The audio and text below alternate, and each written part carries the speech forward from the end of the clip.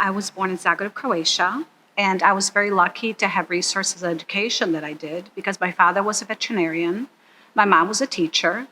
However, we grew up in communist Croatia or former Yugoslavia, where if you were not communist, you would have to get transferred to the most poverty-stricken villages and provide resources there.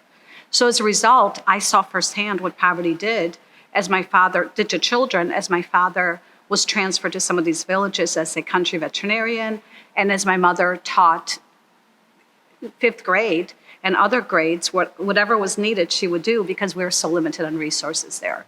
So watching those children who were my friends be hungry, not have the resources that they needed and wanted, really inspired me to help out as much as I could. And not only my community, but globally, just as you do with CAB.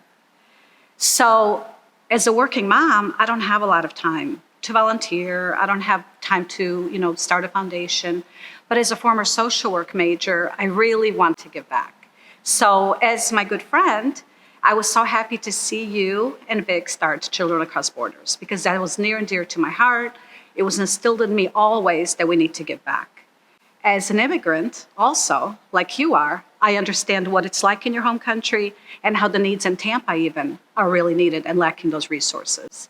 So what I've really appreciated about what you've done with CAB is not only do you provide sweat equity to really go out to India and to Tampa, in those places where you know that there's a need, but you continue to ask the questions, have the checks and balances within those specific organizations where they really need the help.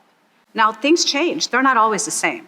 So what I like that you've done, which makes me really happy donating and supporting CAB on an ongoing basis, which I will continue to do, is that you don't take it firsthand. You don't say, okay, great, you need us this year, here's a check.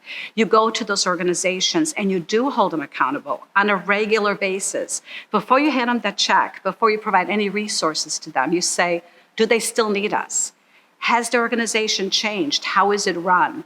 Is this money, is this donation really going to the children for that specific need that you've identified with that organization? And having that check and balance and that sanity check really does hold them accountable.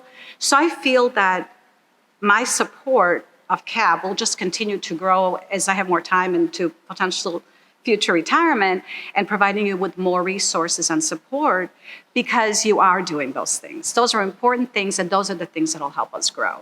So I would encourage anyone out there who has time or money to donate to be a part of CAB and help us grow.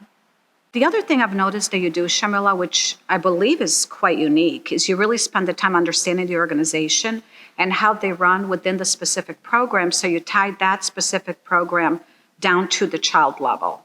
And that's really important because you're seeing the impact it does to that specific child for that specific need.